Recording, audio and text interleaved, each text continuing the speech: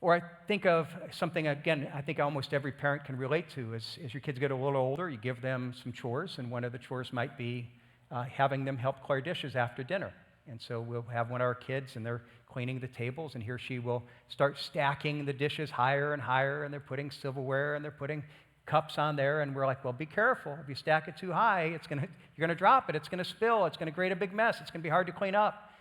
And they'll listen and say, okay, I'll be careful. And what happens? They continue to stack more and more, and sooner or later, the stack spills over, and it creates a huge mess. And you know what's amazing in this?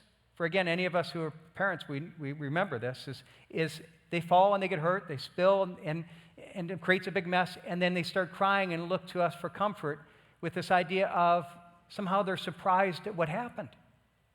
And you're, as a parent, you're saying, didn't I warn you? Didn't we tell you this is what's going to happen? And the response, So why did you do it? I don't know. It's like, well, who does know? Who should I ask? And the fact is that we do know why they did it. There's a simple reason. And the simple reason is they didn't believe the warning. In their mind, they're like, well, I heard it, and I can tell you, you told me not to do this would happen. But in their hearts, they're thinking, well, thank you for the warning, Dad. But you need to understand, it may be true that mere mortals might go too fast on the driveway and crash and get hurt. But you don't understand. I got my Superman suit from Christmas on, and I'm no longer a mere mortal. I can do this. They don't apply to me. I don't believe you. Most people might spill their cups, but you don't understand that I have this special ability to balance more and more plates, and it's not going to happen to me. I don't believe you.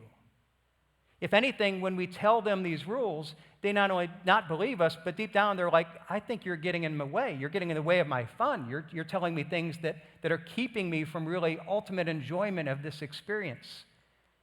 Now, isn't that the core behind every action? You see, if they really believe the warning, they would respond and they wouldn't do the thing that we're telling them not to do. But at the core, they really don't believe the warning. They're saying, Mom and Dad, you really don't understand. Mom and Dad, you really are holding me back from what's best. Again, we see this in your children, but is this limited to children? Or is it something that it's the exact same attitude that we have in the depths of our heart and our relationship with God?